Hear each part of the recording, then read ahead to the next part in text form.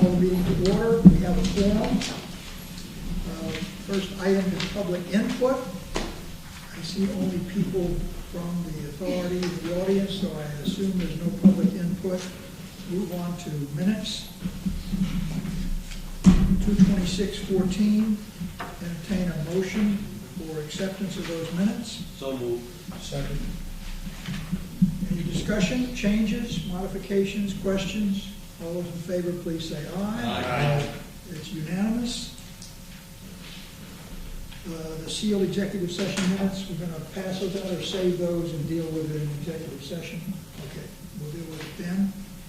Executive Director's report. Pam? Okay, a lot of things happening this month.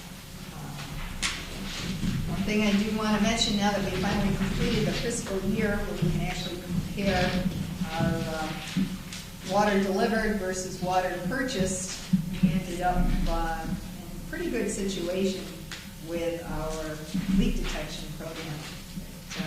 It looks like we did have approximately a 5% reduction in our leakage, and which saved us approximately $140,000 in the past year. As you know, we're purchasing our own leak detection instrumentation, and we'll be doing that on a routine basis going forward with a perhaps a full leak detection program about every 5 years. What's our overall leakage at this point, unaccounted for water? What's the overall? Instead, we had a 5% reduction. What was it, 12 or 14 when we started? We were up around 14, So we're down 14 to and a 9. half, so we're down around the 10 Okay. range now. Okay. But again, that changes on a daily basis depending I on understand. what we find. We have a little issue with the bonds. As I mentioned in my report, at this point only the projects from the 2013 list are being approved, which is most of our water main projects. So actually what we're going to focus on with clean water is our SCADA program and our water main replacement projects. For the rest, like the pump station improvements, and the tank improvements, we're looking at perhaps doing a private bond for that. We're still in the process of getting information on what would be involved in the private bond. We're looking to see if we can get a possible deferment of the principal payment for a year or two. They may be receptive to that, just to be able to make the financing easier, which is what we were doing with Clean Water Finance. We can defer the principal payment for 4 to 5 years with that program. So meanwhile, we can pay down our existing bonds. And it balances out our debt service for the long term. Papa Squash. Yes. When do you think you might have that information about the private bonding? Probably by next month.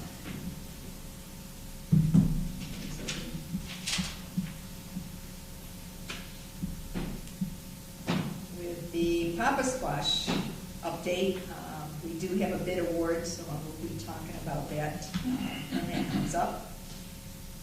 The Pawtucket Pipeline project seems to be a moving target. This was the revised sub-A. We are having another one in the works. There's been comments by other agencies. And actually, one of the water systems in South County came out against it, mainly because they were interested in obtaining some funding themselves. So some of the language is being changed in these next sub-A to include a reference to the fact that there is money in the bond and in Water Resource Board budget to do a study looking for supplying water to Quonset area a little further south in the system. And the fact that the Water Resource Board does have an overall water management strategic plan, and that it did include other connections in the system, and their history over the last 20 years has done a number of connections throughout the state and provided matching funds throughout the state for various Just want to mention too, been talking with East Providence. They're pretty concerned right now with the water quality issues.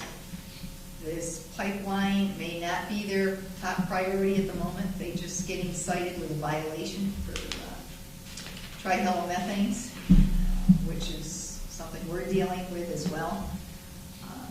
So they'll be coming to the meeting on the 31st. They're looking to go forward to, hopefully to obtain the resolution from the state. The administration is still going forward with obtaining the resolution, as this pipeline is going to take a number of years in the works before it even starts construction. One thing we're looking at in specific, even if there's a delay on the blue pipeline, which is the connection from Pawtucket to the storage tank in East Providence, is to connect this yellow line, which is the connection from where our water comes in from Providence to their storage tank, which also will connect into their pipelines that come from. Is that yellow or Pawtucket. Green. It's green. Yeah. And that piece is approximately $3.5 to $4 million. If we got matching funds for it, it would bring it down to a less than a $2 million project, which would make it a less than a $1 million project for each of us, which would, just by having this, would allow either one of us to shut down our pipelines. Because right now, neither one of us can, because we have no other supplies to make up the difference for being able to inspect, check valves, and so on and so forth. And considering East Providence has had theirs in operation since the late 60s, and have concrete water main that goes back into Providence for a significant distance right into the Cranston area, it would certainly be something I would find imperative to make sure we get that connection set up, at least as a first phase of the project. How long is that line, the green line? I don't remember offhand. What you're saying, that would be like a first step. That would be the Total first project. step to the total. You want to get project. that done, and the advantage is, again, how would that be an advantage to the BCWA and East Providence? Now, that would essentially interconnect the cross-bay pipelines between East Providence and Bristol counties. That would be an advantage for East Providence. Us too. If something happens to our line, we can get water. We can get water from East Providence. From East Is that what you're saying? Providence, Okay. right. Because and not just through the fingertips, but we can get it through the pipelines that come across. And they, from us, they may have to pump, but they can get it because you can draw all that water through. Exactly. It doesn't solve the problem if there's an issue further back up the line in Providence or at Situate, but at least it would give us the option, should something happen to the cross-bay pipelines, or we need to shut them down just to do an inspection. And East Providence gets their water mainly from the line that runs, Washington Bridge, the Washington Street area? Is that the line that they get their water from, in that area? The line It's up. actually, the line crosses the Providence River a little bit north of the Algonquin gas tank Oh, yeah. on the shore there. The old Shepherd's building. Yeah. You'd be in Rhode Island. Okay. Crosses there and it goes up on Veterans Parkway, very close to Metacama Country Club. It comes in up at the top where those medical office park is, I right know across the that. street, Okay. and then travels up through the city. That's the twin lines. Okay. Thank you. Just talk for a moment about why East Providence is having trouble with the trihalomethanes, which mirrors what's happened to us. Again, they're same thing as we are experiencing, is a decrease in consumption. Much more water age in the system. They have an 8 million gallon storage tank, which increases the amount of time that the water stays in storage. And they're looking actually to replace that with a smaller storage tank. They're also looking to take all customers off the feed line going into that tank from Providence, so they can have a direct line to Providence and treat at that point, but they need another transmission main going back out into the system from the storage tank. But they're also being required to chlorinate right now in the wintertime, which is very unusual. We do not chlorinate. Our chlorines are high enough coming from Providence. So the trihalomethanes typically are the lowest at this time of year. Trihalomethanes react more with, it's the organics reacting with the chlorine, and when the water temperatures are warmer, and the amount of chlorine you have in the water. We ran into an issue, though, where we had a set of samples come out relatively high, much higher than we've ever seen in the wintertime. So we took a second set of samples and split those between two different laboratories. The second set of samples came out more what we would expect in the wintertime. So we believe there's a laboratory issue with the first set of samples, because there's absolutely no reason they should be higher than normal, because we're not adding chlorine, the water's cold.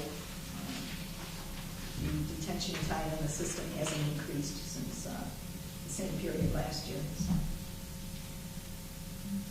But we are looking at the fact that Providence has raised their pH for corrosion control purposes, which actually does cause a reaction with the trihalomethanes. You give more potential for forming higher levels. And we're operating pretty close to the limits now that they've lowered them again. But then you're looking at parts per billion, and the laboratory is telling us, well, you can have quite a range when you're doing the testing. I go, but they don't give us a range when they set the limits. It makes it difficult. So we did install a treatment system in a Bristol tank last year. We're looking to install one in the Barrington tank, but that won't happen until towards the end of the fall this year. And getting back to what you said about these problems, you said because of the problems they're dealing with now, that they're not going to be focused on the Pawtucket tie-in? That's what they're telling us. They're trying to do a $19 million bond right now for the water quality issues. And how long, did they give you any idea, time frame wise? I mean, what I'm concerned about is that we've been getting a lot of, what should I say, question from the town council as to the support that we're going to be getting from East Providence. And I wonder if there's going to be an issue with the town council. The 31st, but everybody's going to be here. Yeah.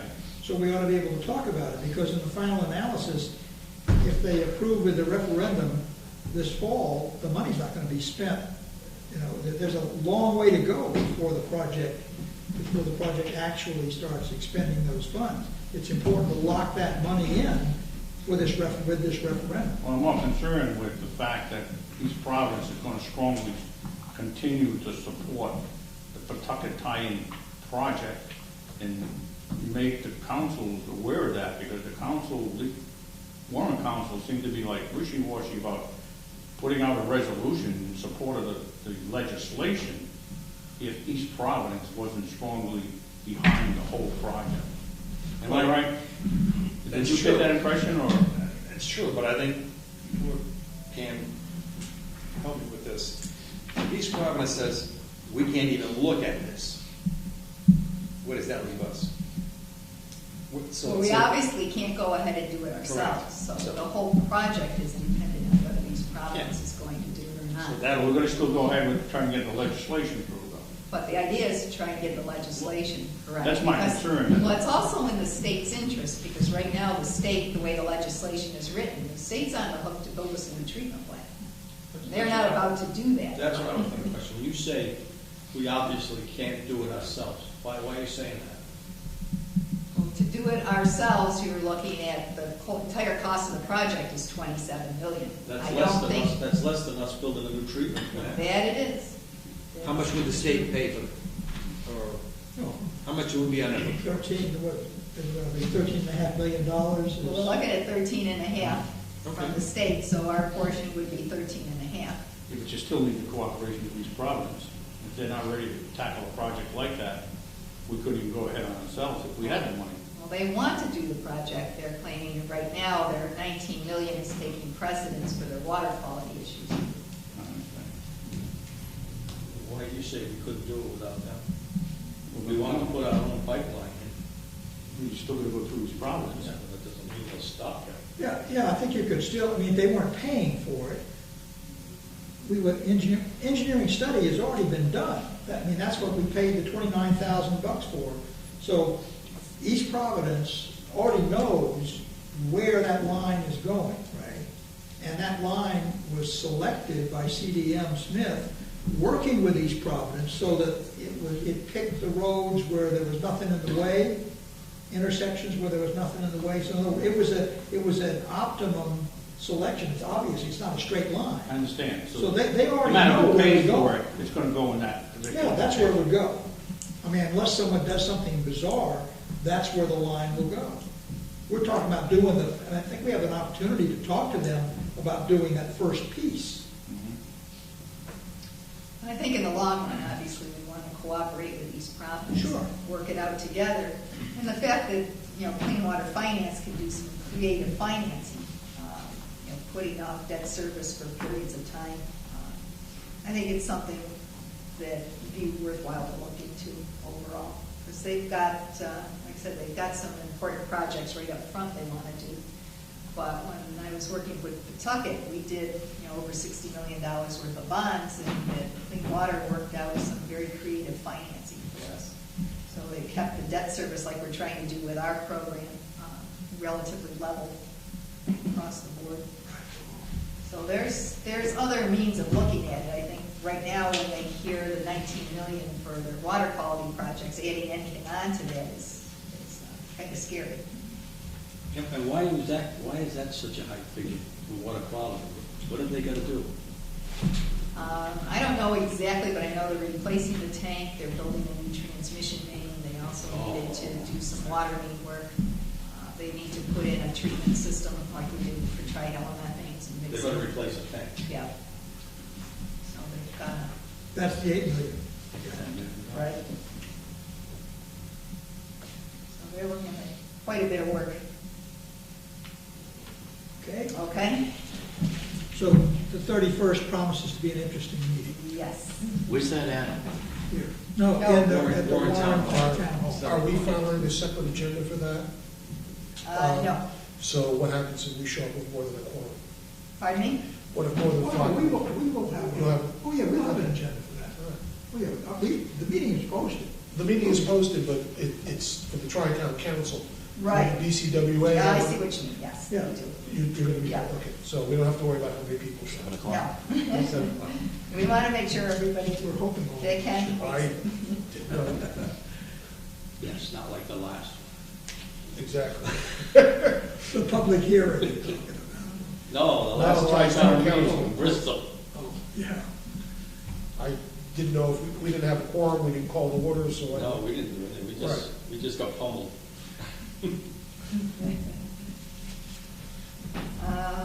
CDM Smith study is pretty much complete. It wasn't fully done.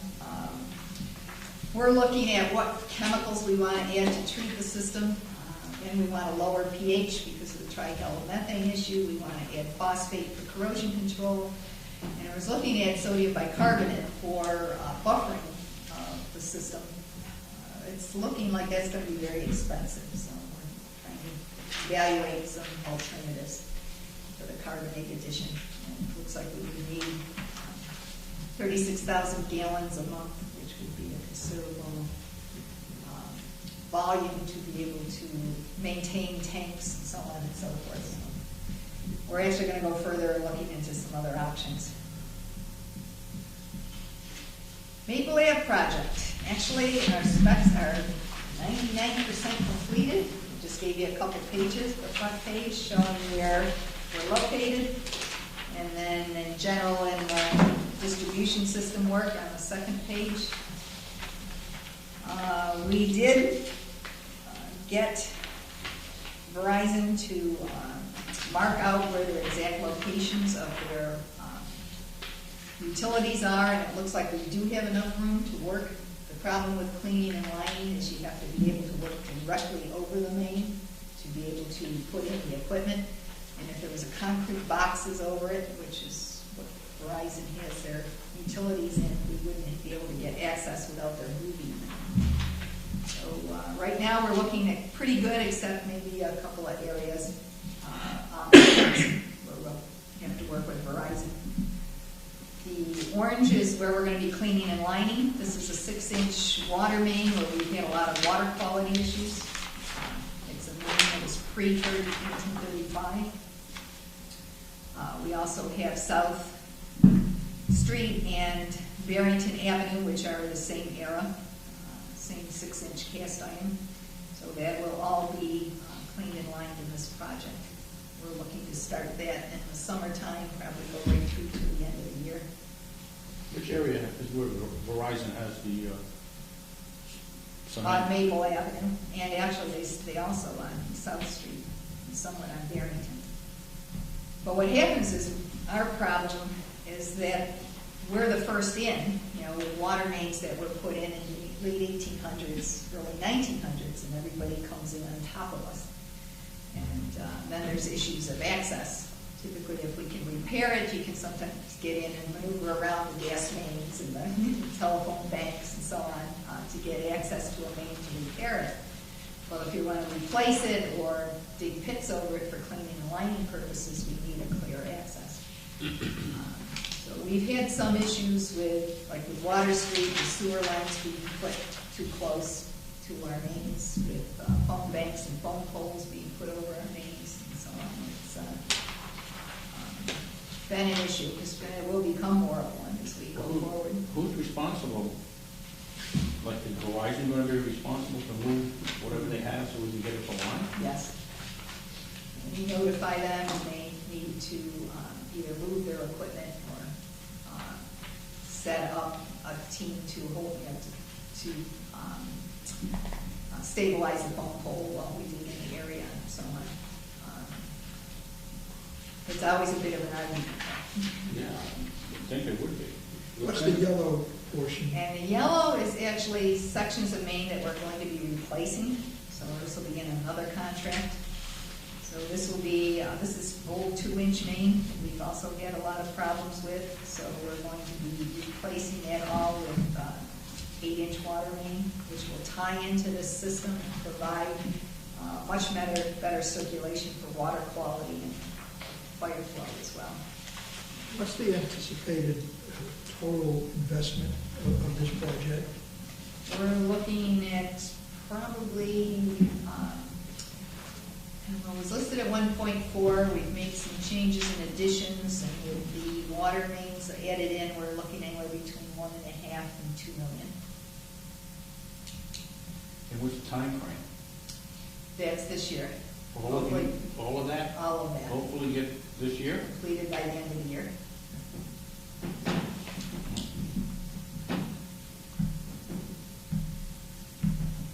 Like I said, we're ready to go to bid for the cleaning and lining project. So, Hopefully we'll be done at the next board meeting, you'll be awarding yes. now. Okay? Any questions? I do, one quick question. Sure. Barrington, you shouldn't have any questions. The 7% below the previous year. Had we talked about that? Because I thought maybe it was like going to be 3 or 4. The reduction. Well, actually, Water? actual customer demand was 2% less. Oh, okay.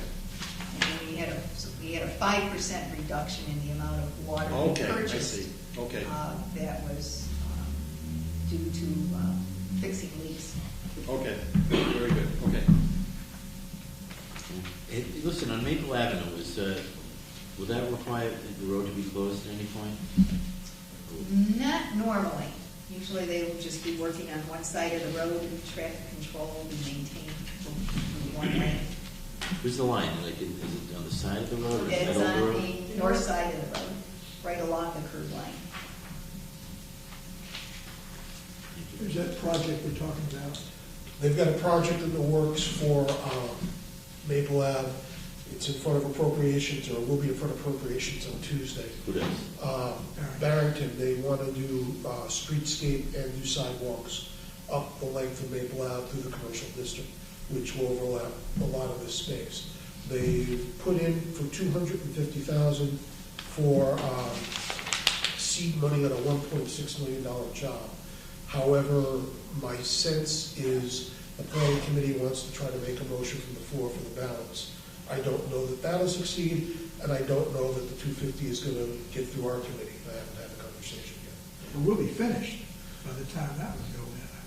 You would think that, but if they get the money, the planning board's very hot for this project. They've been working on it for a long time. The planner very much wants Maple Ave to match the county road. But that's just up at the top by County Road. It's not going all the way down. It's going all the way to Kirby, I believe. The what? Kirby Ave, which is halfway down. Maybe as far as Joy, I don't have the specifics. If you look halfway down, right Okay, above I see Kirby what you're Ave. So, I mean, there's commercial property all the way down to there. I don't think they're going all the way, but how much they're gonna do then is up in the air. Are they gonna get financed? It's up in the air. If all their stars align, it could be a problem. That does not generally happen. We should just make a point of letting them know that we have this Yeah, plan I on know. our own.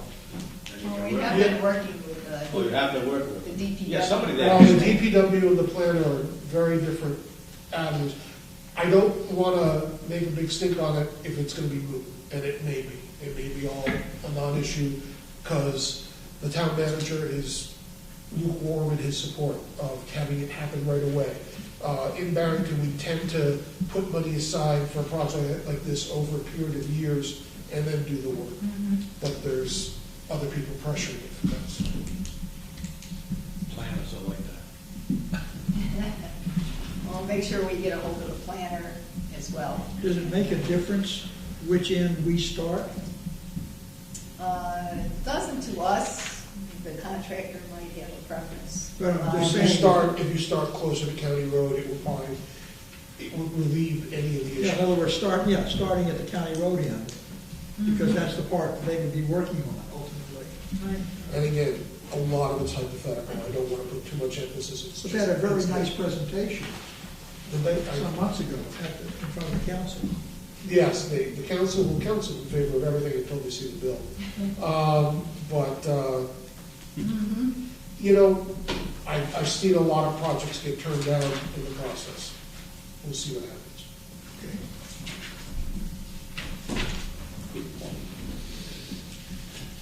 The Flushing, And flushing, our seasonal flushing will be getting the end of April.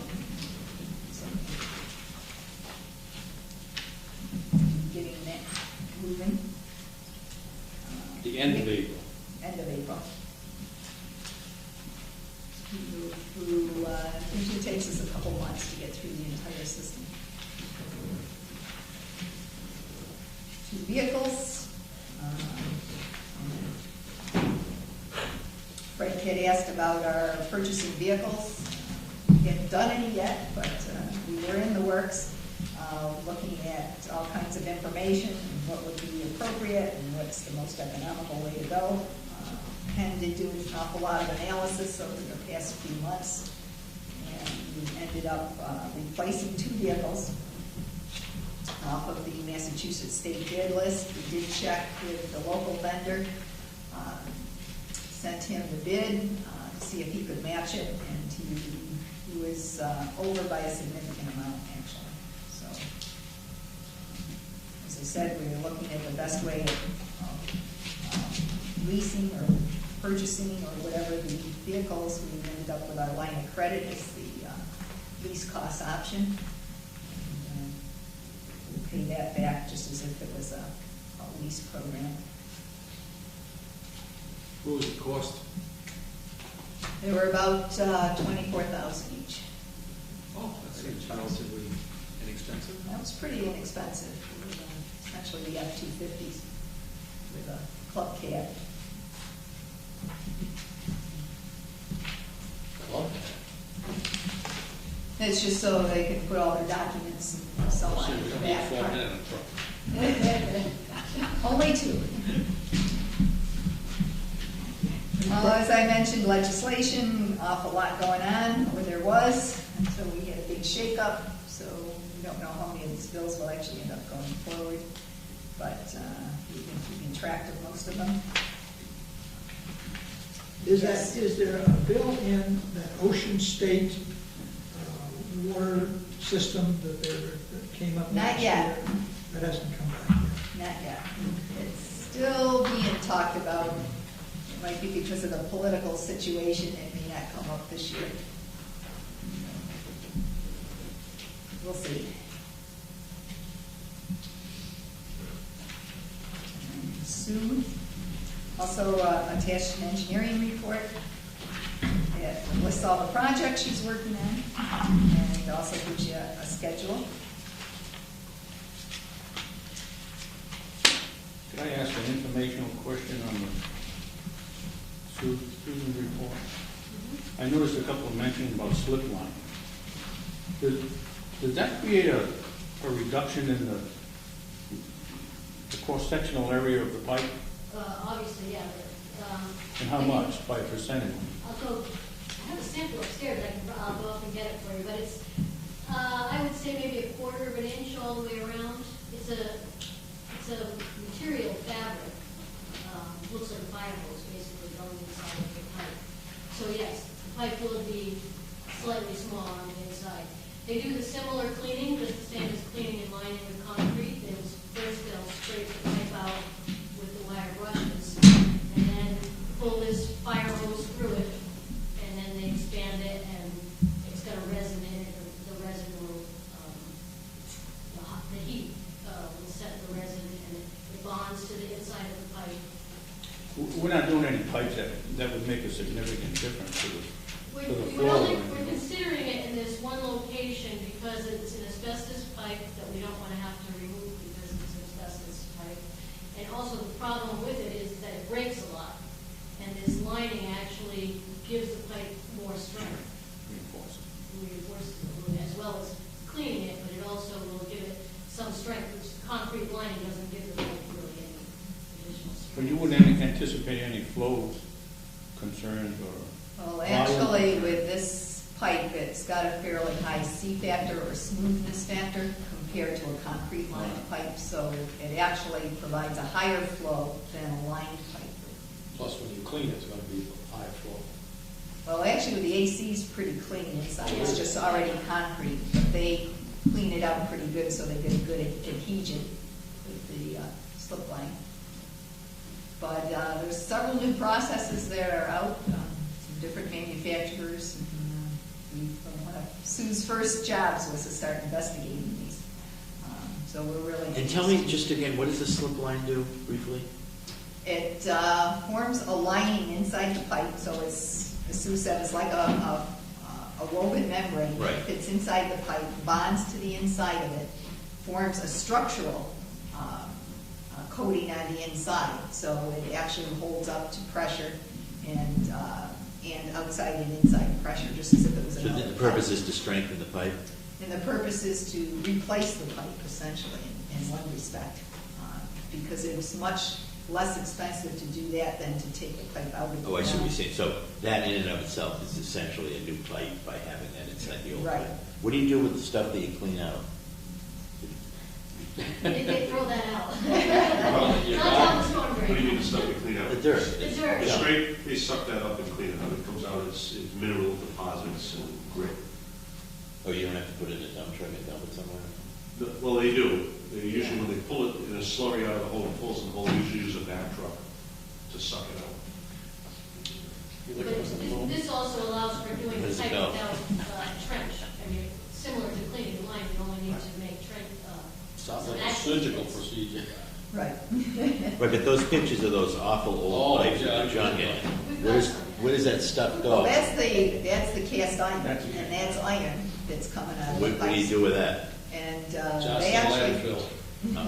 it comes out as a slurry, and they do suck it up with a back truck, and then they dump it. Dump it, Yeah. dump it where? I don't know Well, exactly. it's not a contaminant. It's not a contaminant, it's just iron. It's just. I think he's got a big hole he It's wants. not good for your garden.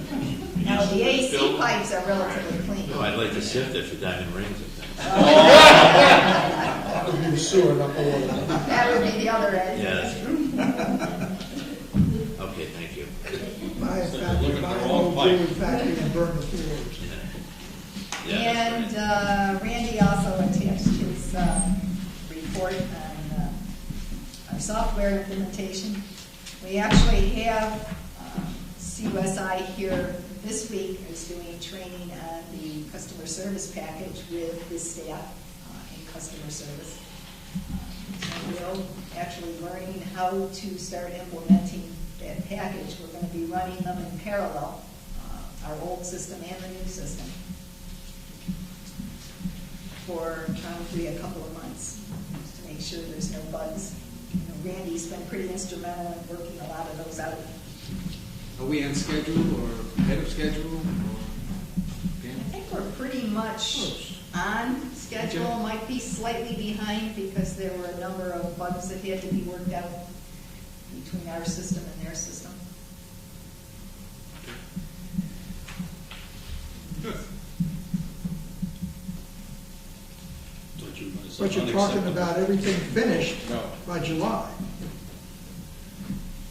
Well, they're looking to go live with the June. customer service package probably by the end of April or so. But then we'll be running it in parallel for a couple, that's as long as everything goes smoothly. And we'll start with the work order elements program. Any other questions? Okay. The financial report. Oh, I'll keep this under an hour, John. sit right here.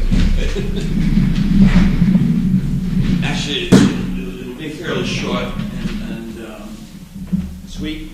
The veteran members of the board basically know what happens this time of year with the roll system, and we kind of can't do too much until the auditors finish as far as February, because the old system only handles a chunk of 1 year, so we can't start March until we close out the whole year before.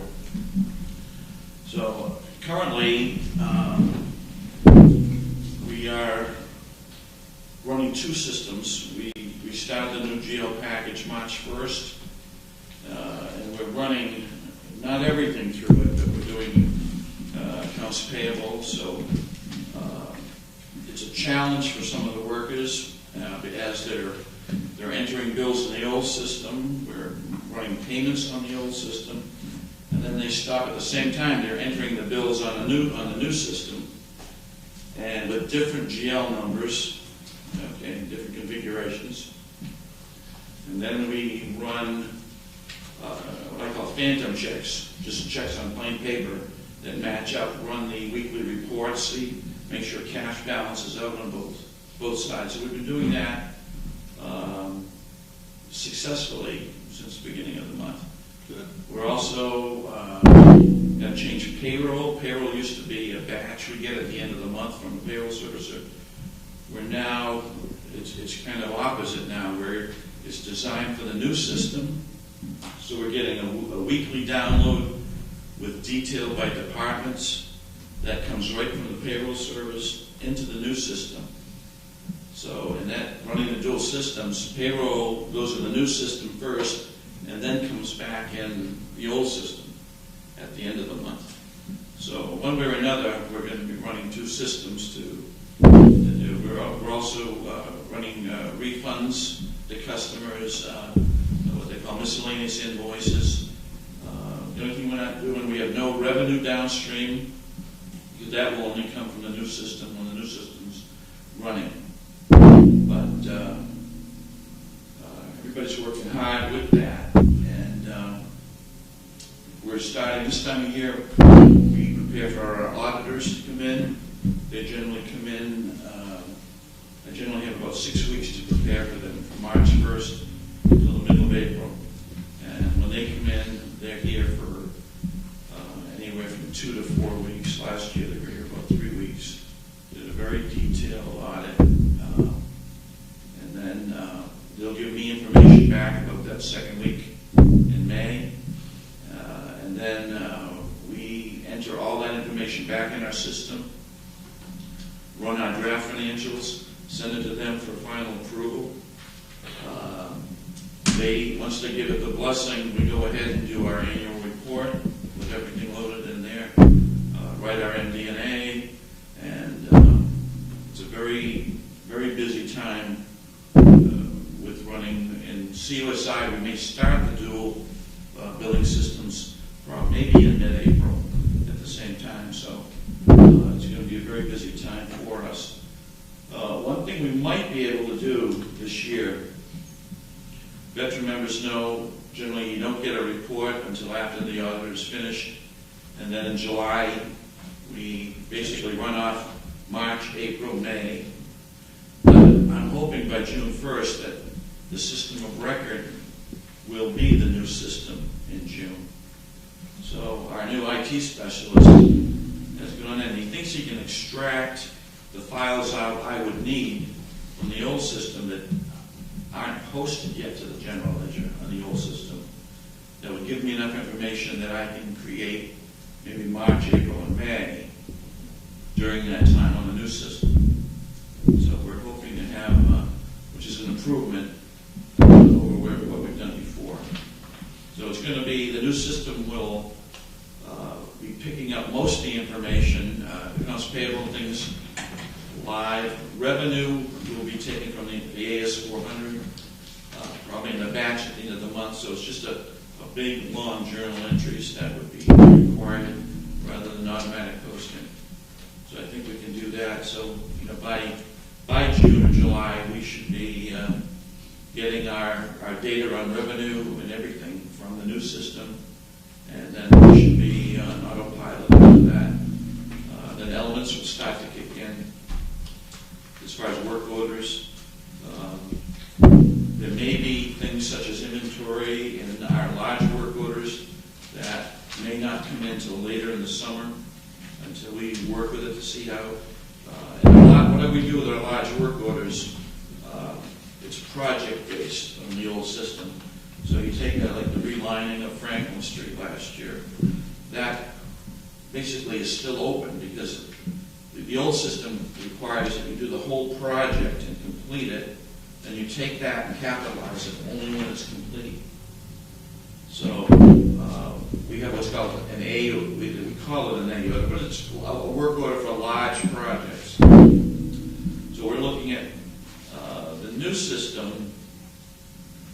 We have to work out between the elements package and the billing that has a work order package and the general ledger package, but all have job or work order abilities. We're going to see what fits the best. But I think what we're going to try to do, because that's one of the things the auditors come in and they review all of these to make sure, like they may say, well, it's 90% complete, I want you to move the 90% in. But we do that as a journal entry, but it's still kind of hanging out there. So we're trying to clean up as many as we can this year before we move everything into the new system. So it gets a little complicated there. As Pam mentioned, we were in the process before you got here. We had 6 workstations plus our software people here going through a training session with the staff alternating on and off, an hour and a half on and a half. So they're switching back and forth, going through all the processes that they do during the day. So we finished the 2nd day today, we start the 3rd day tomorrow. So that training's going very well. Then there'll be individual training. Our IT person is actually creating a copy of all the screens. He's basically recording the session on the screen that they present, so they can go back and rerun this on their own if there was something they missed or having a problem. So that's working good. And then we'll have small groups coming through, working just in their specialty areas, whether it's working at the window, taking payments, that they become an expert at their specialty, and then there'll be cross-training after that. So that's working fine. One thing I will probably do,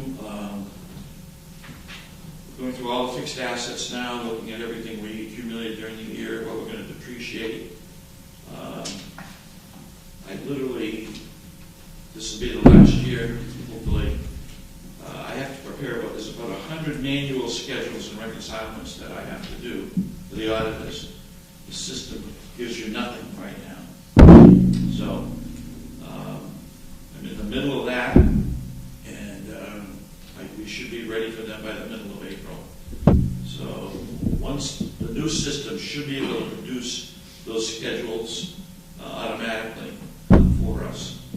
So, and we'll be able to, next year, we'll be able to move right into March, April, without pausing those 3 months. We don't have to stop just because it's the end of the year with the monthly financials.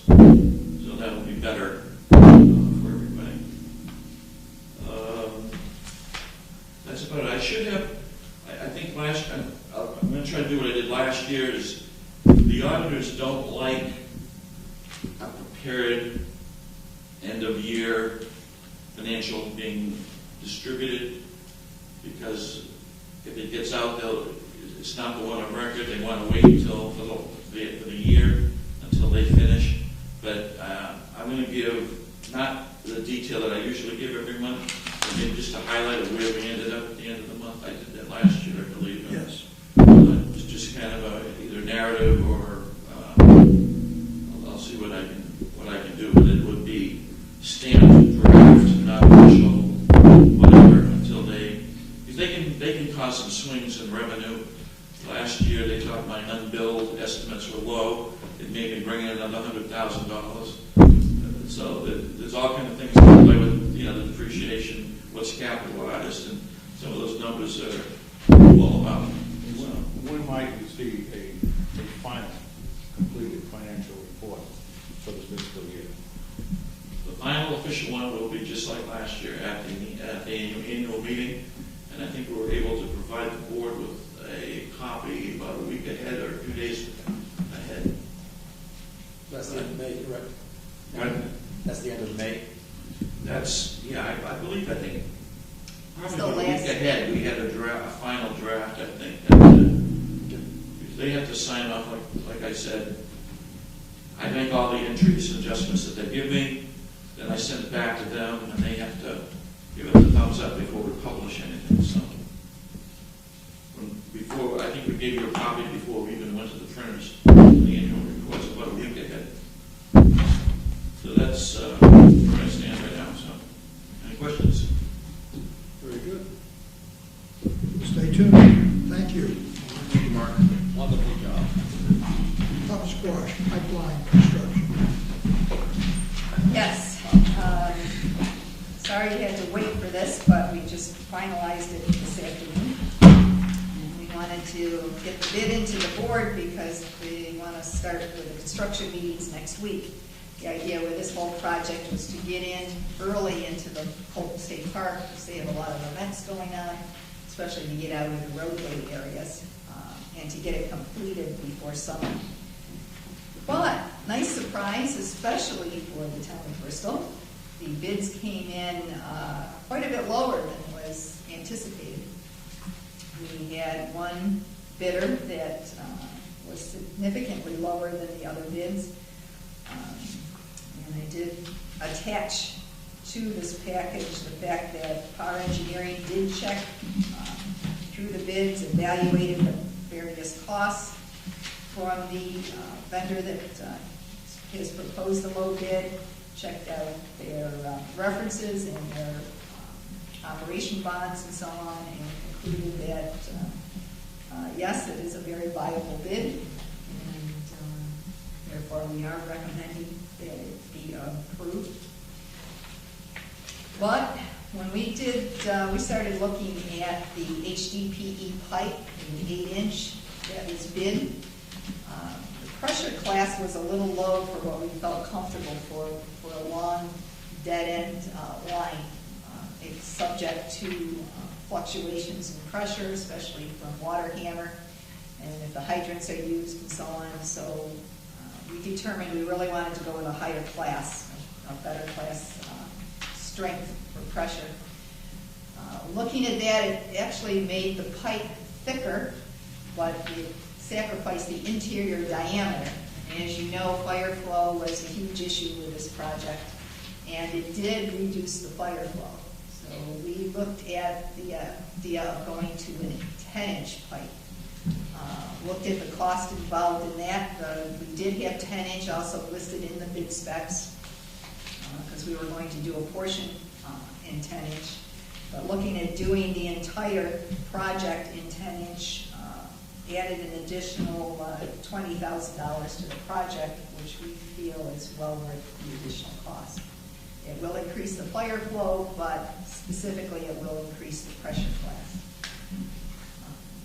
Where we run into problems with pressure classifications is, again, I said, when there's no relief in the system, in other words, there's no water storage tank in the system, you've got a long main, and the hydrant should be shut quickly, it creates a pressure wave in the system, which can create significant multiples of pressure inside the pipe, which can result in cracking. So we want to make sure this pipe's going to last our lifetimes anyway. So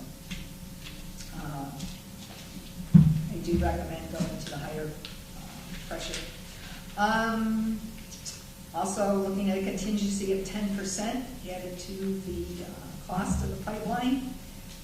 Engineering inspection services for this were based on hourly rates of, for during construction. It's, inspection services are pretty critical on this type of work. We also, this is a not to exceed price of $49,500, where it's actually expected with this contractor to come in much lower. He's foreseeing, why he bid lower, he's foreseeing going through at a pretty fast rate on this project. So he's actually shortening the number of days that he expects to be out there. So we're looking at an overall project cost of $547,000. We originally estimated the cost to be $766,000 for the pipeline. We broached the subject with the town of Bristol that if they wanted to put in a new water main, we would subtract what we would estimate would have been the cost of cleaning and lining the main, and they would be responsible for the difference. That difference would have been about $300,000, and they agreed to that amount. With the lower bid amount on the project, we're actually looking at a difference now of approximately $78,000. So it's going to be actually a very good project for the town. Have they been notified of those new prices? Not yet. We just got all this together this afternoon, okay. and I wanted to obviously present it to the board first. Tell them before Monday night. And, So the motion you want tonight is to award the contract to Parkside Utility construction, yes, for the $423,200, that's right. and then you want another one to award the contract to HAR for inspection services for $49,500. The contingency is just something we set aside. We don't need to vote on that, do we? Well, it's part of the project cost, so Okay. we should. So we just vote that it It may or continues. may not be spent, but we're to have a total project allotment. Okay. So we can do this in one motion, I presume? Unless there's a question or what have you. I'm sorry, do you have a question? Yes, I do. Parkside has done work for us in the past. It was nothing but a nightmare, it was cost overruns, and we had to hire a contractor to go in there and clean up. Some of you members on the board must remember, they did Ferry Road in Bristol, they did the Barrington Bridge, and they did other projects. And every single one turned into being a nightmare. You're saying this company that has put in the lower bid, that's who you're talking about? Yes, I am. I'm looking at the top of page 2.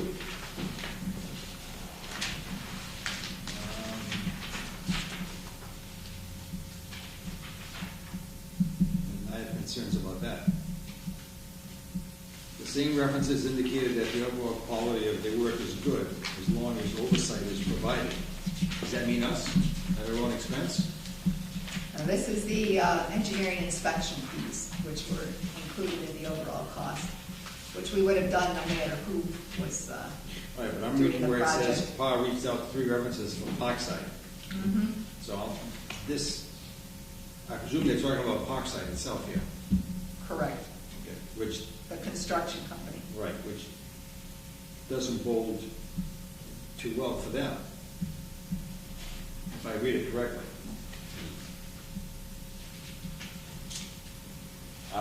One reference did not meet their project schedule and required oversight. No, they were Right. The way this So- project is bid, they will lose money if they don't meet the schedule. It's in their best interest. And there's really not much room in this project for any extras. It's pretty straightforward. There's no minimal paving, minimal road work. There's 1 or 2 service connections. It goes straight through the park. That's one thing we were looking at is the fact that rather than a 20% contingency, a 10% contingency should be more than enough because there isn't a lot of variables in doing this work. PAR seems to be convinced that they're very capable of doing the work. They will provide a very tight oversight. So we're paying, so the PAR oversees that, Right. And They will provide the engineering inspection services, so they will have someone there all the time. And what is the timetable for this? As soon as possible, actually. The idea is they would be starting in there probably by the end of April. And when should it be finished? I think we're looking in a couple months. Looking at, And they're thinking they're gonna do it quicker than that. Do they have a deadline? That's I mean, right. have we given them a deadline? Yes, they did. Yes, and there's liquidated damage, there's $1,000 a day penalty after this month. The other bids that were included, did that include contingency funds in their bids, or would contingency funds be on top of the 5? It would be on top Yeah. of. They PAR recommended had some recommendations in their last paragraph here. We're gonna make sure that this is carried out. If they're making the recommendations, if they're gonna be the inspection, do our inspections, I would assume this is something that's gonna be put in the contract, their recommendations here, qualified, something about the foreman, having an experience, make sure they have a foreman that has experience in this type of buried pipe, so on and so forth. A couple of OSHA things. Correct. That wasn't in the specs. for the Those are, bid. that's standard though. That wasn't in the specs. for the Yes. bid? I would think so. Staff recommendation is to go with Parkside. Pam, what does it mean? PAR recommends that ECWA perform full-time construction observation. They choose to award this contract to Parkside. What does that mean to us? Well, if there was, we will be providing full-time inspection services. We intended to do that with whoever got the That's project. what the $49,000 is Right. for. So it's not us here or the staff who have to pay someone That's correct. to watch us do that. They provide an engineer who's very well qualified in inspection services. That's standard practice? That's standard practice. They did that we had a very excellent inspector for the upper Papaquash work. And You're talking about PAR. Potter did, yes. Okay. And they did a really good job. It was right on top of everything.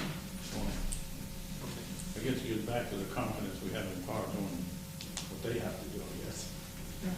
Well, you have to, if we have confidence in PAR and they're recommending them, that, If we don't go, Well, what's what's the the have a reason alternative? not to? correct. What's the alternative? No, I can appreciate the concerns about the work. I'm just putting it out there, that's all. A That's bid, all. a bid is a bid. If we didn't award it, I'm sure there'd be a legal No. challenge. It'd probably cost us more than it would to watch it. Yeah, Well, I think we plan to watch anybody. Exactly. All I'm getting at is, But we still have to ask these questions. You know, because the bid, for me, the bid is so much lower than the others. So he needs to have do to it. make sure that we covered all these bases. I'm not saying that we don't, I'm not saying anything against Parkside, I'm just saying that we as a board have to make sure that everything's been covered. What would be the situation if their cost overruns exceeding the contingency? Well, we would have had to agree to them during the process. That puts us in a very bad position of having a half-finished piece of work. And, oh, by the way, it's gonna cost the extra $100,000. It's, in this type of job, there are some jobs that are, a much more major job where that could happen. It's very rare we've ever gone above a contingency. In this case, we really don't see any place where they could add additional work. Isn't this mostly cost contract? There is a cost in the contract for rock as well. So a lot of the issues that they might run into are already in the contract.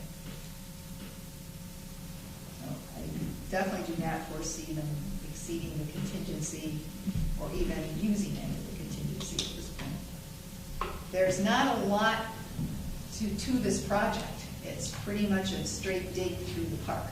Yeah, this is not on the road, right? This is not on the mostly road, is you're not dealing with cross-country. utilities, you're not dealing with other services. No, There's a lot of just things, explaining. right, that you could normally run into that might cause extras, but not in this project. So do you think that the other bid is just outrageously high? Because if you look at the comparisons, He needs work, they don't have any work. no, Well, one thing we did have it investigated, because obviously we were concerned at the difference in the prices. First of all, he owns a lot of his own equipment for the plastic pipe, which a lot of them don't. okay. He's part of a major national firm which buys directly from the manufacturer, so his piping costs are lower than what others could obtain.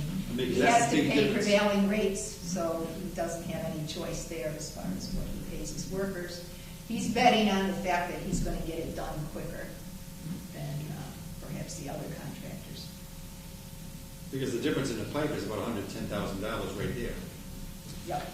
That you- and so you're alluding to that based on the buying Because power we're of saying that's, Parkside. those are fixed costs because he has to pay prevailing rates and you have to buy the pipe, and there's a standard cost, but he is part of a much larger corporation which has an agreement with the foundry, that's actually where they purchase it from, where the other utility contractors are buying from a local distributor. Okay. It looks like that's pretty much where the difference is. It is. Across the pipe. Yeah. It is. Because he's more expensive on some items at the end, Yeah. erosion control, for example. Okay, are we ready to vote on this? We'll entertain a motion to award the contract for the pump and squash pipeline to Parkside Utility Construction or Rhode Island LLC, $423,200, to award a not-to-exceed cost of inspection services for this construction project with Power Engineering for $49,500, and to set aside a contingency amount of $42,320. That's for a total of 547, right? 020. On page 2, it says the cost of $515,020. Oh, sorry, that was. That should be It 547. 547. Good catch, Alan. Okay. So that's roughly $47,000 more than I think we had budgeted for. Well, our portion is It was a $469 was plus. the $469 plus financing fees. The rest, the balance was to be paid by the town of Bristol. We're still in the same, our portion is still the $469 plus the financing, and the town of Bristol's portion is actually the portion that got reduced from $300,000 to approximately $78,000. So that was the difference between the cleaning and lining and the main replacement. But are we going to spend the 547, or is this just the total of us in Bristol? That's the total overall for the project, Okay. between the two of us. Somebody has to make that motion. I entertain the request to make the motion. So moved. So moved. Is there a second? Second. Okay, so now it's on the floor. Any further discussion or clarification, this is just to get the thing going. Okay. How it gets paid for is a separate animal, the divvying up. Okay. Any other questions? All those in favor of this motion, please raise your hand. It is unanimous.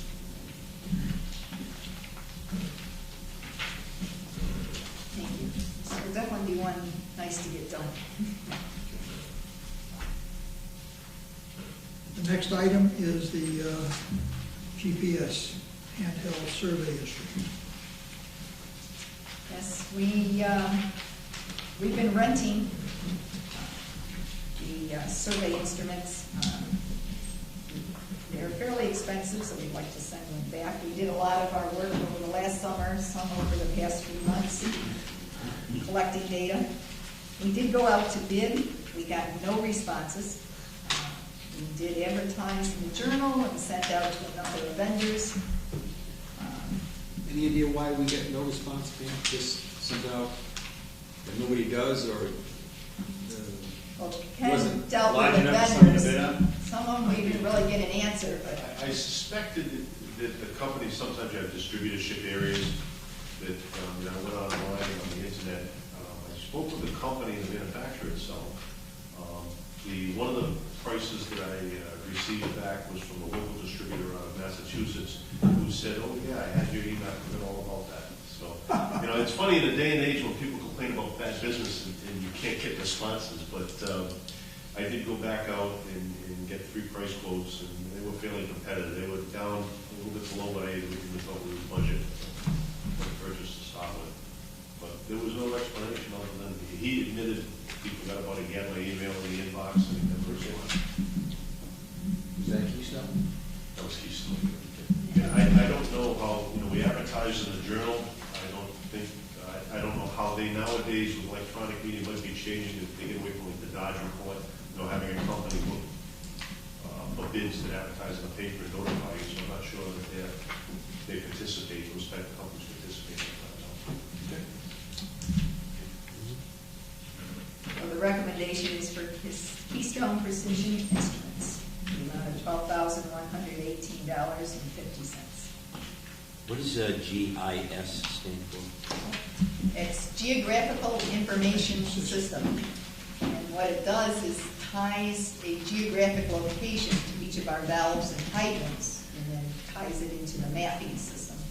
So when you need to locate a valve, say that's been buried, which quite a few of them get to be paved over, we'll be able to take our tablets, which will have the new system loaded onto it with the maps with all the coordinating data, go out to the road and locate that exact geographic location and let you know where the equipment is located. In general, the GIS system puts any kind of a database with a map, with a location. You get any kind of a database you have for a lot, or a latitude, longitude, or a corner, whatever the database is, here's where it is. That puts those two pieces. So would you have to input the location of all these valves, first of all? Right. We hired summer interns last year, and they went through and did all of the hydrants. Oh, I see. And they did all the valves on the side streets. We didn't have them go into the main streets. But, so we have a database right now that has essentially about 80% of our system lined up to it. That's going to be... I was going to say, actually, the Maple Street maps that Sue produced, she used that system to produce those maps in-house. This one right here? Not the. I didn't give the Not actual... the excerpt that you have, just, Who's got it? The detail sheets for gives you more detail on the location of on the pipeline. And you rented these machines before? Right. we have one, yeah, we And have who, ones. did Keystone manufacture ones you ever rented? No, we rented Geoplane, which was one of the other bidders, but they were higher price than Keystone. Geoplane is out of Texas. Keystone is actually out of Milford, Mass, which is better for us if we had equipment issues. We could deal with locally. But basically, the data that I got was from Barrett's, town Barrett's. That's pretty. The base map. The underneath layer was from Barrington, and we just put our valves and our hydrants on top of it, and it all goes together. Once you have a GIS on a map, you can put layer after layer after layer of your database. So it's a very powerful tool. And then what you can do is each one of these points that you put on a map, like a connection with a service line, or you can connect that to a meter, to the database. And so when one of our operators is in the field, he can just click on that, say that service line, it'll bring up all the customer history, as well as any of the information related to that customer. Or to a valve in the field, we'll eventually have all the history as to when that's been operated, the size of the valve, how it operates, any of the manufacturer's data that they might need in the field. So all that information will literally be at your fingertips. Police use programs like this. They're making a call at 3 Elm Street. They can see if there have been other problems at 3 Elm Street, if they have a dog, if they're gun owners. They can see the history of what's going on at 3 Elm Street, okay, while they're on the way going there for a special call, because they tied in the location and all the databases. So it has a lot of uses. For us, obviously, for the water system, but towns are increasingly using these systems to make their operations more efficient. Anyway, motion to buy this from Keystone Precision Instruments. Can I ask a question? Yeah. I'm looking at this paperwork here with Keystone, and there's two, what was it, they gave us 2 options, is that what happened? He gave us 2 options, we have to make a decision. When I was drawing the specs together, dealing with Trimble, who's the manufacturer of the unit, the difference in the price of 2 antennas. There's one called the Toronado antenna and one the Zephyr. The Zephyr, when I was putting the specs together, looking at the manufacturer's suggested price list, that Zephyr antenna was about $2,600. And that would be used at survey level, you know, a property survey down to the very 100th of an inch. We don't need that. I didn't feel we needed that to locate the hydrants and the valves, because as long as we're within 5 inches, we're good. So the Toronado antenna was, I think, at $1,200. So it was almost $1,000 difference in the price, so a little bit more. So what they did, though, when he came back with it, he suggested, well, you're going to buy this instrument with this capability, you know, you should get the Zephyr antenna. And I said, well, the price difference. He said, well, if I package this together, I think it's a lot less than you thought it was going to be. So we have to make the decision as to whether or not we feel to make that purchase now, if we needed that capability in the future, if the $400 difference was worth it. So, but your decision, your recommendation is not to. Right. I don't think we need. He submitted that as an all, you know, because he felt that we'd be wiser to do that. But What kind of antenna did the others bid on? the cheaper one, the Toronado. Cheap one. Yeah. So even with that $400 difference, he's still lower than one of the other bidders. So the motion then should be to purchase the Trimble GPS locating equipment, including the Tornado antenna, for $12,118.50 from Keystone Precision Instruments, Allentown, Pennsylvania. Someone make that motion? I make that motion. Don, second? Second? Any other questions? All those in favor, please say aye. Aye. Those opposed, it's unanimous. Okay.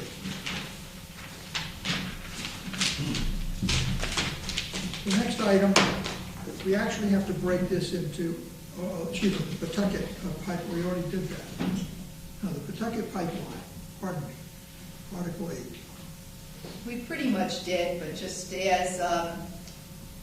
to mention again, Article 8 was the Bristol County Water Act that was put in place when the Crossbay Pipeline was built. There was a group that wanted the Bristol County to maintain the supplies into Massachusetts. So that was inputted into the document, but it also alleviated some of the costs by requiring the state to be responsible for any major upgrades in order to meet the regulations, and the clean water regulations. At the time, they really had no idea what the costs, future costs involved would be for that. Meanwhile, the Shad Factory pipeline had to be replaced, the Anawan Dam spillway was rebuilt, work on the Swansea Dam had to be done, the pump station had to be rebuilt for the Shad Factory. The treatment plant required a number of upgrades and now needs replacement.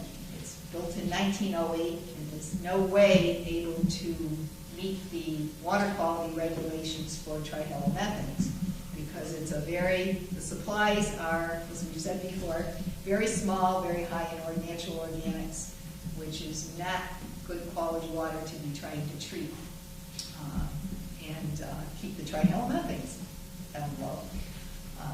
So the state actually is also very strongly interested in changing this bill because they want to get rid of that liability.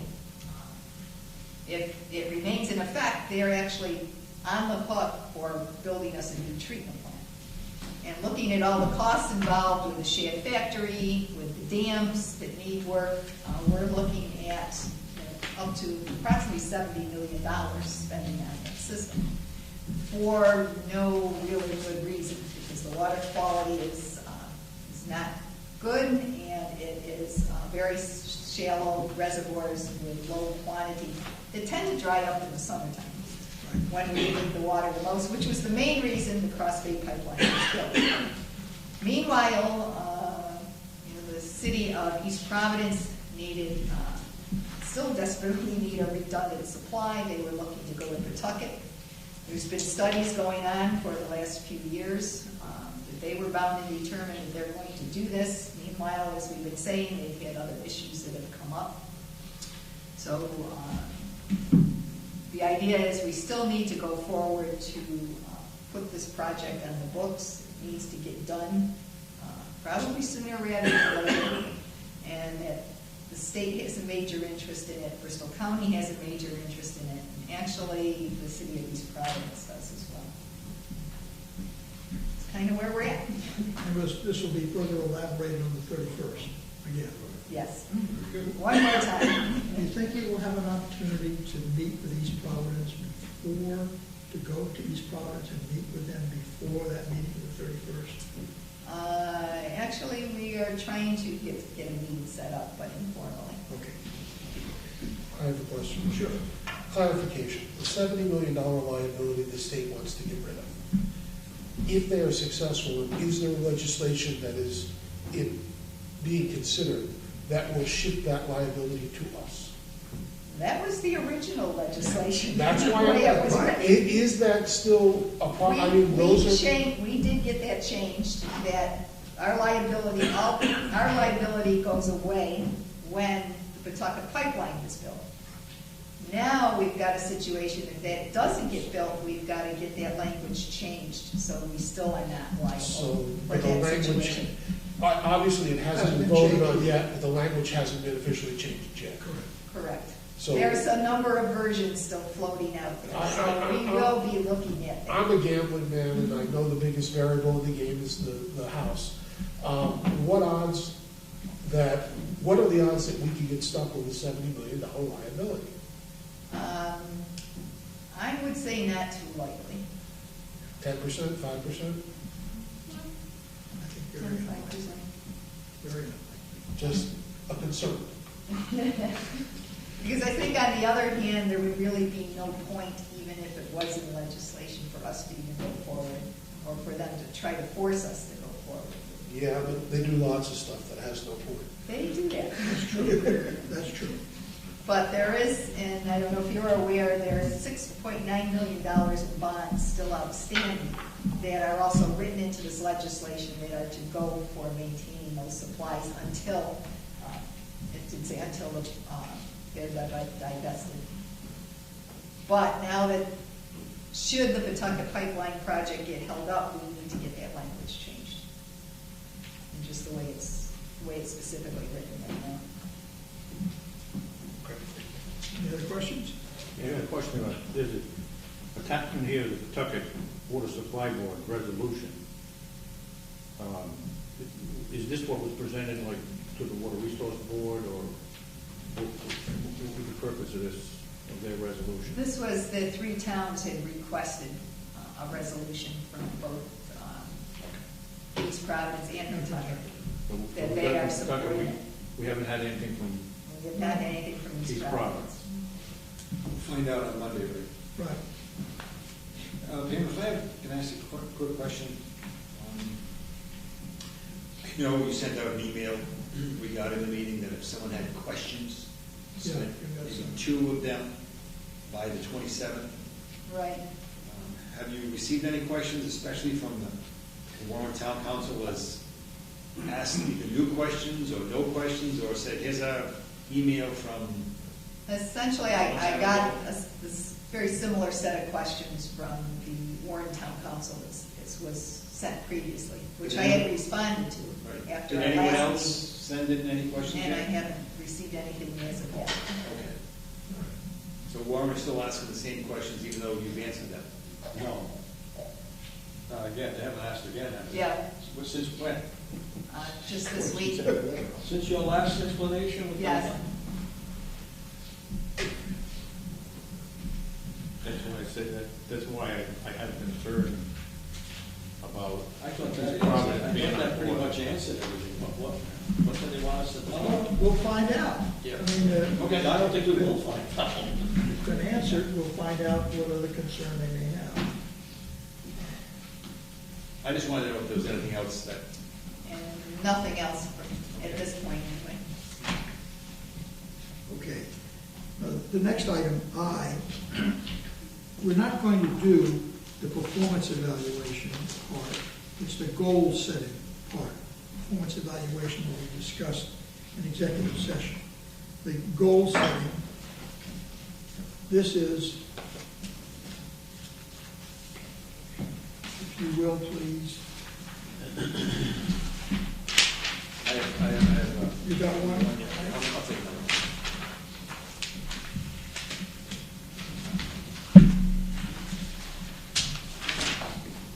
You may recall, everyone was asked to submit the performance evaluation and the goals for the coming year. I met with Bill, who was kind enough to gather all this material. We put it all together, and we listed these in roughly the order in which they were requested by individuals, all submitting.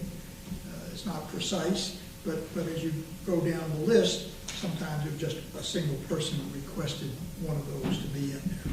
So there are 3 tasks that I'm asking the board to deal with here.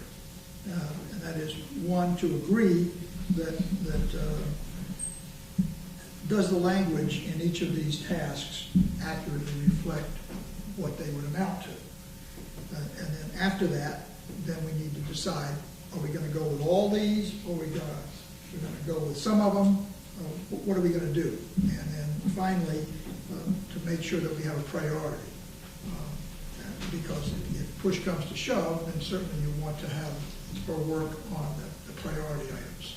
So maybe the priority items, you can do this in any order you wish, but that's the functions we need to deal with.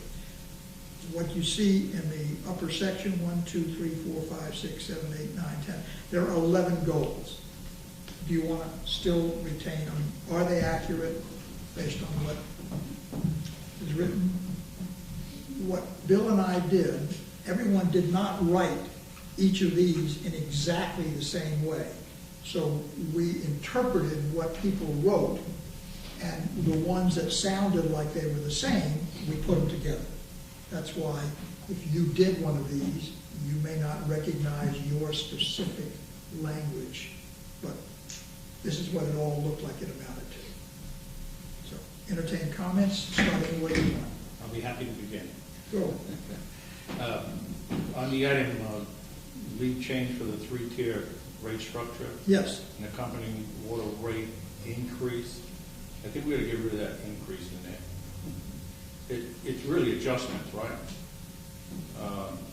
Because it's implying an automatic increase, I think, or I feel. I'd like that wording changed if we're going to leave that in there, to at least adjustments. Because that's basically what the 3-tier rate is Okay. doing, right? adjustment instead of the word increase. Rate adjustment. Okay, That makes sense. on, down a little further where it says improve public relations, it's kind of broad. I'd like maybe to think about whether it's and/or public image of the BCWA. Because I know public relations kind of associated with that, but it's kind of broad, and I really like the specific goal to be to improve the public's image of the BCWA. I guess the Now, if you do problem, that through public relations, it maybe the baby the same how do you thing. put a metric on that? Well, I mean, like the one you just talked about. Right. The change in the How do you put a metric on creature it? structure, we'll know it happened, we do it. We'll know that it was completed if we make an adjustment to the rate. We're not specifying what the rate adjustment would be. Similarly, we do the implement the strategic plan and maintain the project schedule. That will be something you can measure. We either are doing it or not doing it. How would we measure improved public relations or any change you want to make? How would we measure? Public image. How would you measure whether we have an improved public image? Well, maybe through some of the stuff we get through the press, you know, how the press sees us as it compared to what it used to see us. I mean, I don't know how you measure this. That didn't work. Well, how do you measure improved public relations? Well, I don't know. Well, I'm that's not, that's my point. if I may Jump right in. answer that with a question. Who thinks, why do they think it, that public relations need to be improved? What is the problem? If somebody asked you or anyone here, what is the problem? Write down what the problem is so we know how to correct it. If you say the Warren Times, the Bristol Phoenix, and the Barrington Times, cross that off your list. No one ever calls me. I don't know if anybody here gets phone calls. So I think if we're going to have something, there has to be a root, there has to be a problem identified Well, I'll give you an in order example. to correct it. I'll give you an example. Don't say the When I hear townhouses. people complain to me about, why is my water bill, why do I pay $60 for a base price water bill, basically? I only use, a small amount of water. I'm a single guy or a single woman. And I think that is a form of information for the public, and that trying to make the public understand what the structure and the cost of their water bill is. I think that's a way of improving your public image, because they may not like it, but they're at least more knowledgeable about what constitutes the cost. you have 100 people ask you that question, And I've had 2 or 3 people. and you give the answer. I propose we tell them. Yeah. I remember when Pascal DeLeese, I think one of the first presentations he made was the town of Barrington. And he had the whole thing with the pipeline. Nobody wanted to hear it. No one says, I don't want to be paying for that pipeline until I croak. That's not a public relations problem in my mind. Okay. It's a fact of life. My problem with the list, and I certainly can go through and identify priorities, when you are evaluating an employee and you're setting goals for an employee, that's what we're doing, they have to be measurable and quantifiable. And I don't know how you would measure and quantify public relations and improve employee relations. Obviously, I would think that those statements alone would be in the job description. So if you can't quantify it, I don't know how you can set it as a goal to measure an employee's performance. For example, we talked in the past that when the new computer system is in, we will be able to keep track of complaints that come into the system. They can't do that now. But therefore, we have no That's baseline. right. Right now, we don't have a baseline. But Joe said that with the new system comes in, we would be able to keep track of the complaints we get. And so then we could set a baseline and decide, do we want to decrease that by such and such percent? We would know whether we were successful or not. To go the step further, and again, I'm pointing it out because of my experience having had employees before. managing revenue and expense budgets. There should be a specific, there should be some degree of what our expectation is if we're going to evaluate someone's position on that. In a way, if I can answer this, in a way, the board is doing this as an oversight every month. We get a financial report. We also know that when we have capital programs, anything, if stuff is not, revenues are not coming in, we tighten up. We are very careful about our spending. So the board is on constant top of this with reports that come from Mark and information that. I'm too new to have any references that. But I agree with you. I'm Whether or not we need to keep any of those, the last 1, 2, 3, 4, 5, 6, keep any of those are practical because you can't put a metric on. When I'm an employee, I want to know what is expected of me, what I have to achieve, so I can work directly to that goal. And what I want as an employee is what I assume most employees want in their job. And if obviously, I am sure that Pam is working to improve public relations, there isn't really any other way to go before she got here. So obviously, even the worst critics have said it's better. Sure. That's not the issue. The issue is when you're dealing with an employee, I think if you're going to have goals, they have to be measured. Didn't we talk a while ago about one of them would be improving the website? And that was the main component of the public relations job. And that was done there, and it's scheduled to be changed again. Right, so Right. I thought we had a metric for this. We do. That's what we should concentrate on our own publications and not the press. Correct. Because the people who don't like us are never going to like us. No, our own publications, that's what I think. That's it needs to be. So to cut to the chase, we throw out improved public relations and we throw out improved employee relations, Correct. right? And also manage revenue and expense budget. That's. Well, I think I don't you quite put it agree with right that. on. Let me throw an idea out there. Manage revenue and expense budget, yes, we oversee that. But in the interim, when we get the financial report and we see that certain costs are being overrun, isn't that a measurement that if we review, we say, okay, why are these costs of overtime? Why are these costs of expenses or use of trips or whichever? That's a measurement. But not exactly, because that's my job, is to manage the expenses and the revenues and make sure that we stay within budget. Well, of course it's your What job. we're referring to is, should there be a specific goal, like stay within 10% of revenues? That's one way to look at it. Another way, and I think one that is, not every goal is hit. And I'm putting this, one of the big concerns that I hear from people is the increase every year. And a goal would be to have the increase not be as large on a yearly basis. Now, some of that will be in your control, and some certainly will not be in your control, and emergencies happen, but goals are there to strive for. And, 4% wouldn't fly in the town budget. And there's got to be things that we can do to not pass on to the ratepayers 4% every year. Well, wouldn't manage revenue and expense budgets relate to that? Because I agree, but a specific, I would put in, and I don't know what it is, and I'm new, and forgive me if I'm saying things out of turn, but I would want to have some specific number that we're shooting for. Look, as far as a rate increase?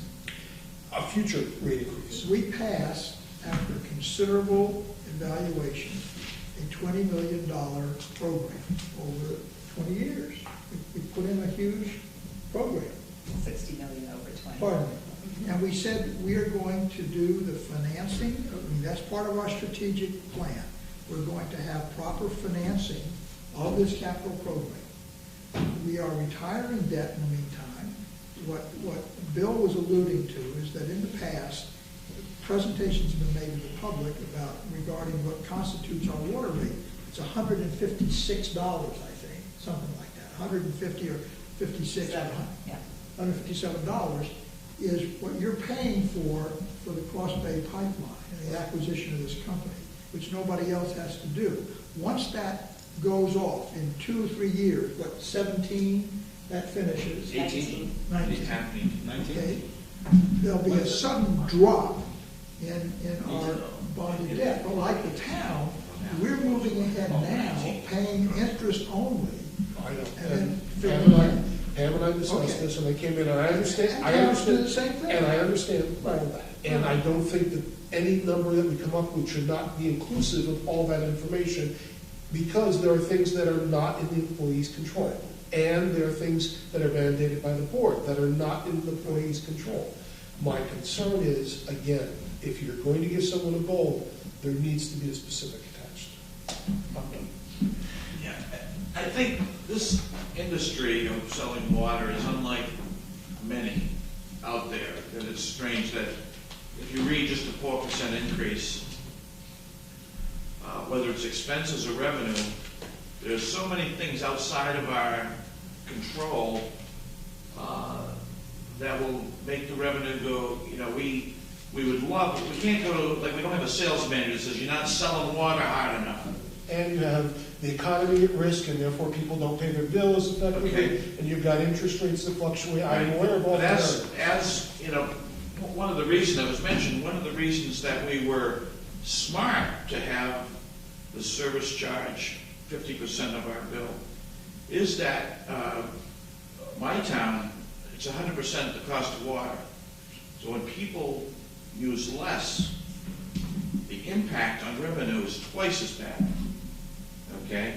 And what I tell people is, they say, all right, I'm using very little water, but my bill's not going down dramatically. And I say, well, if you bought a new car and financed it, and we're paying the bank, the fact that you don't drive it much doesn't mean you don't have to pay that monthly payment to the bank.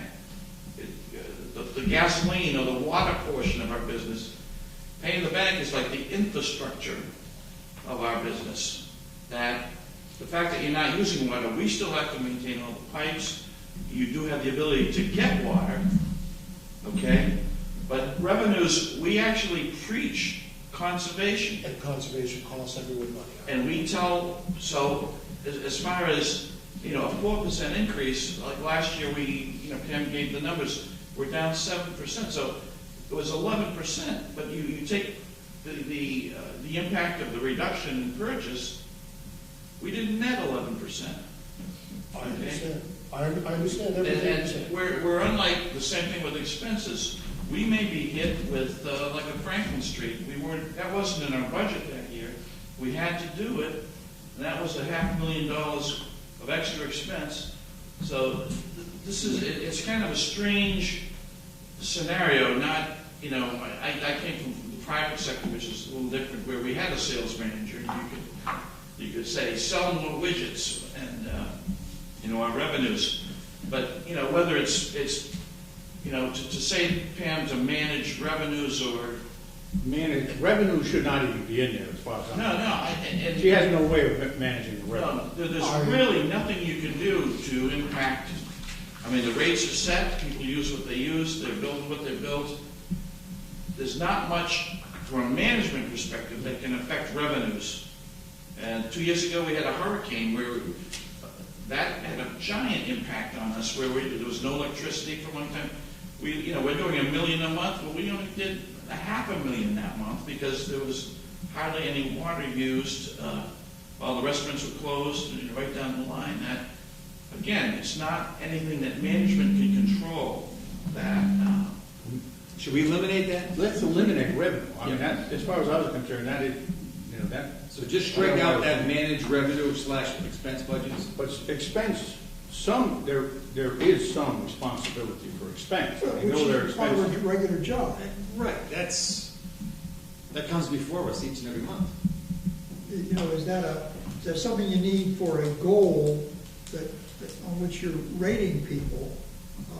We have a lot of influence over this throughout the year. So you want to take the expense out also? I don't know that it's there. I mean, when you look at the last ones, we can discuss whether you need the operations and emergency procedures manuals and how that's being done. how that is being cared for right now, and securing a Swansea connection, the way that I interpreted that is to develop the project steps, to develop what the costs are. It's not necessarily to make the connection, because that would cost money, we would have to deal with that. The board would have to make a decision. So I look at that as a goal, would be to present to the board that alternative with all the ramifications appropriate. That would be a goal. In terms of the last one, safe and positive work environment, to me, those are things that are just inherent in the position. I don't know how you're going to measure that. Ryan, do we already have that? Do we have a positive and safe work environment? Who's he the judge? Well, I'm asking. Most of the people here would agree with it. You might get a few that say no. When you go out every day, do you feel safe on the job? Yes, I do. Okay, all right, that's the main focus. Maybe this goal, maybe positive shouldn't be there, but maintain a safe work environment. I'll go along with that. Yeah. Not everybody think it's positive, but if everybody get in the truck, everybody comes in the building, know that they're gonna be safe when they're doing their job. I know many years ago, we bought special equipment to lower people into manholes, to make sure there was enough air movement and that we had a way to pull them out right away. It was a special hoist. That was a long time ago. We went through that process. I assume we still have that equipment. Well, let me go back again.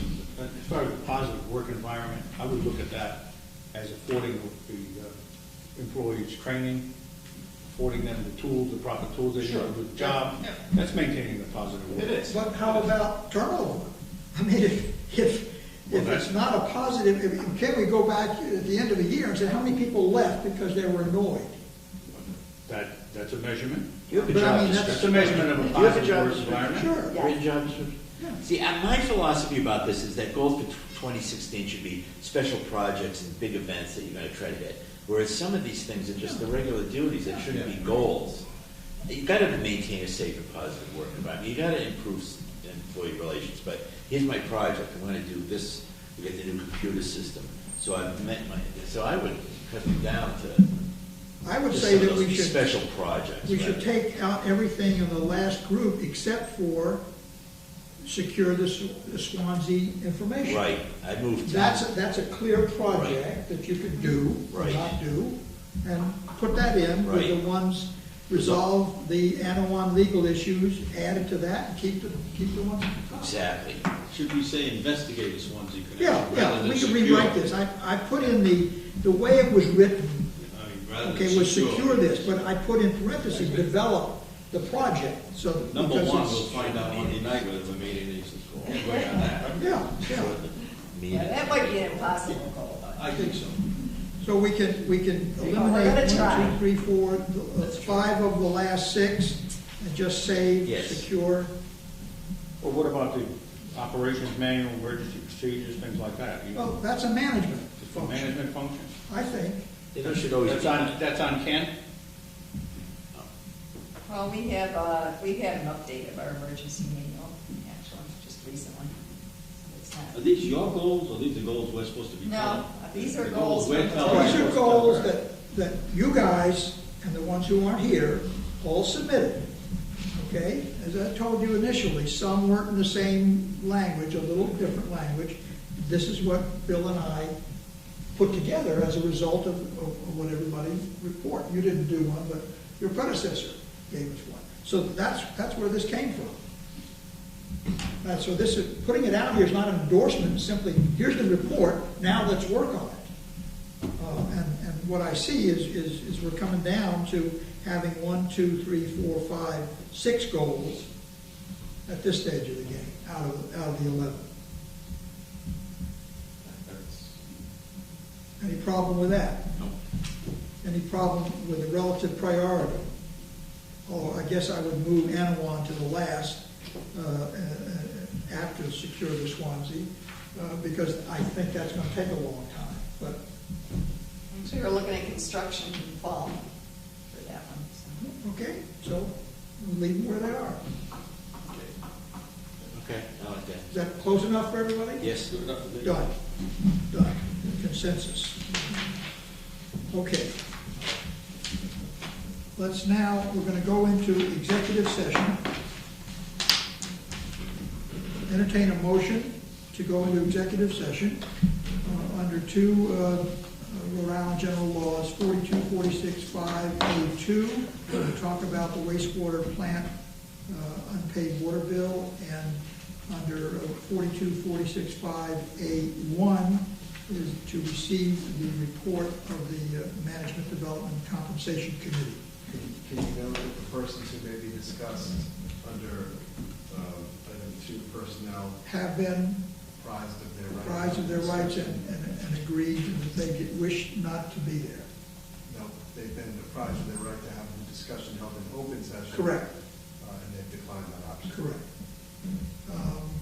And so for this closed session, we'll turn off the camera. Do I have a motion to do this? So moved. A second? Second. All those in favor, raise your hand. It's unanimous.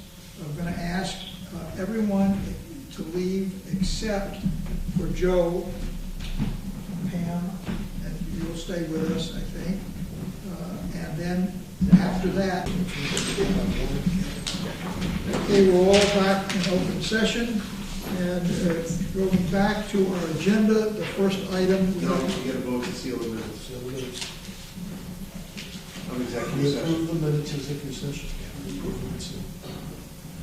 So we have to approve the minutes of the executive session. Oh, wait a minute. Then we'll We're gonna vote to seal the minutes of this past meeting, this The last. last meeting. That's what I'm coming back to. That was on the agenda. That was the second item. No, to seal the minutes of the session we just had. You gotta seal the minutes of what you just did. First. First? Okay. What do you mean first? Let's just do it. Just seal the minutes. I move that we seal the minutes of the I second. executive session. All right, you got that? That's of the session we just had. Be sealed. Those in favor, raise your hand. It is unanimous. Right now, we have the minutes of the last executive session.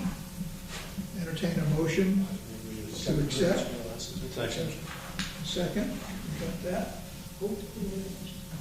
Joel. Any discussion? Well, no discussion because it was dealt with in executive session. All in favor, raise your hand. Those minutes are approved. And those minutes were not sealed. Yes, they were sealed. They were Good, sealed. Yes. Okay. Now we're up to Okay. we're up to items K and L. Entertain a motion to table I move that we table. items K and L. A second. There's no discussion on a motion to table. All those in favor, raise your hand. It is unanimous. We hope to we'll ask Sid, I'll talk to you later about doing a doodle, and we're going to find out when all of our board members can be present. I think we're going to try to set up a special meeting to do that, so we can get everybody. But I'll deal with you on that. Going to the M, Town of Warren. No vote required. Nothing, no vote required on that. Board correspondence, we don't need. There's nothing extra. Our next meeting are going to be the 31st, and that's in the Warren Town Hall.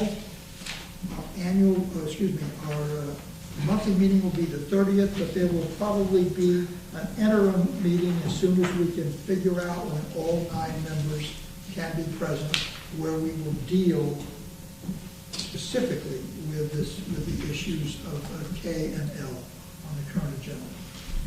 Hearing that, I entertain a motion for adjournment. So moved. Second. Second. Those in favor, aye. Aye. Thank you all. Sorry that we held up the public while we did our other business.